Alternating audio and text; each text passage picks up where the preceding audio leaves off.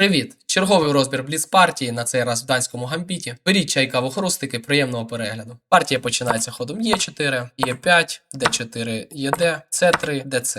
Слон С4, це вже данський гамбіт. Чорні не беруть цього пішака, вирішили поставити коня на F6. Тут після ходу Е5 вони вирішили все-таки побити цього пішака. Я граю слон б'є Б2, і чорні поставили свого коня на поле Е4. Тут у мене була жертва слона, тому що після цього я можу дати шах, і чорні не можуть перекритися конем, бо тут пішак. І я просто заберу коня, виграючи пішака. Але я вирішив напасти на мат.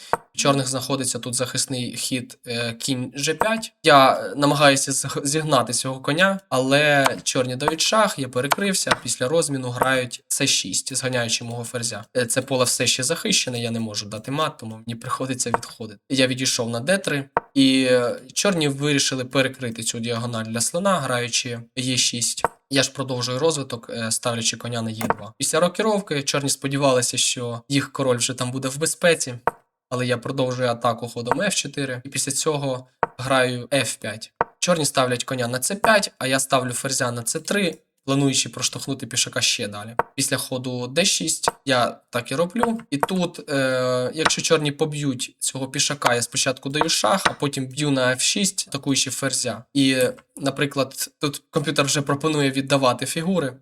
Наприклад, якщо є такий варіант, якщо не бити цю фігуру, а, наприклад, спробувати захиститися від мату на полі G7 турою, то ми б'ємо ферзя з шахом, і тут чорні вже отримають мат. Такий або такий.